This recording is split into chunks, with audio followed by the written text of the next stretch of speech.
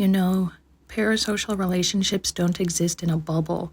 They aren't relegated simply to hordes of superfans who have decided that their favorite multi-million sub-content creator is their real-life friend. Parasocial relationships can happen with any content creator of any size. FindAPsychologist.org has defined parasocial relationships as one-sided relationships where one person extends emotional energy, interest, and time, and the other party, the persona, is completely unaware of the other's existence. Now, these relationships also occur between individuals and their favorite bloggers, social media users, and gamers. In my opinion, this idea can be extended to haters in comment sections.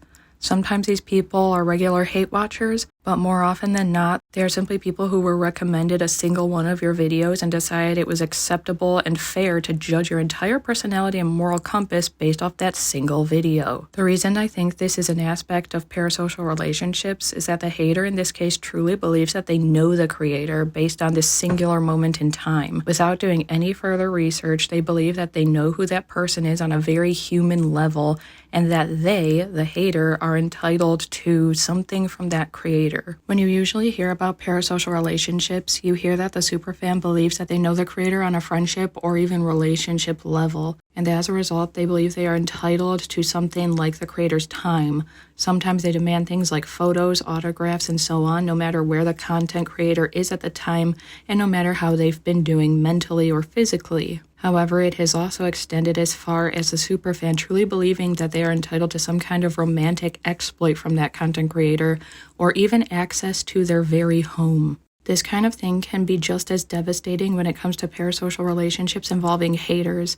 These haters can become so judgmental and so confident that they are right about that creator that they have twisted the creator's arm so far that the poor creator feels it necessary to out themselves or even divulge private medical information about themselves in order to prove the hater wrong.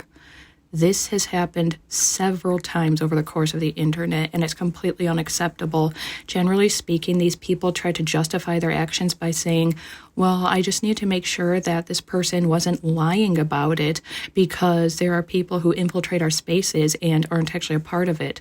Personally, I myself would prefer to have a very small handful of people infiltrate private spaces like LGBTQ spaces and disabled spaces as a liar than take away space or privacy from someone who is doing everything right. Not only is it incredibly invasive to force someone out of the closet or to force someone to divulge private medical information about themselves, but it can also be life-threatening. It's very dangerous for a person to be forced into divulging information about their health, their sexual orientation, or their gender identity. This is the type of parasocial relationship that I am unfortunately very familiar with.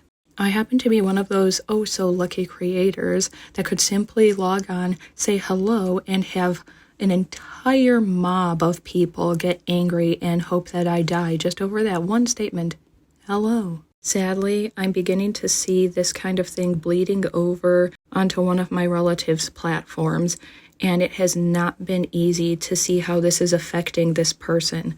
I am electing not to mention who this content creator is because I know that there are some of you who watch my content and have decided that you don't like me who will deliberately go and raid their platform just to piss me off, and they don't need any of that negativity. If they want you to know who they are, they will tell you. Not everyone is easily able to deal with the hateful side of parasocial relationships, and you know what?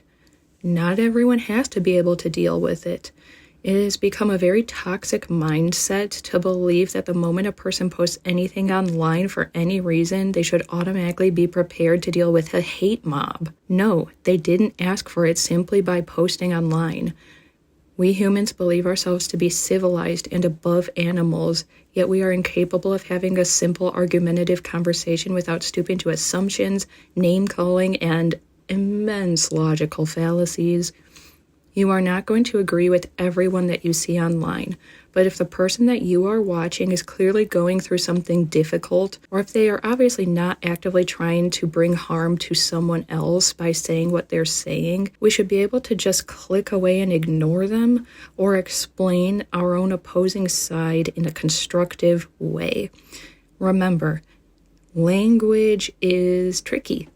especially in English, there's a lot of stuff that we say that has dual meanings. Even if we are watching someone in a video and not simply reading a text, we could still be completely misunderstanding what they mean in one of their videos. So it's important to look back at the content this creator normally posts to try to get an idea of the bigger picture at hand. Are they usually someone who's that negative, or is this a one-time deal? Have they struck you before as someone who would believe something really heinous like you might think they are in that video? Or do you think maybe you're misunderstanding the meaning behind their words? I highly doubt that what I'm trying to say is going to sink in for real haters, but hey, I can dream, can't I? It's the holidays.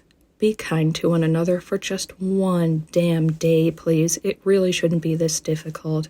And until next time, do something that makes you happy, as long as it doesn't bring harm to anyone else, and I'll see all of you again soon.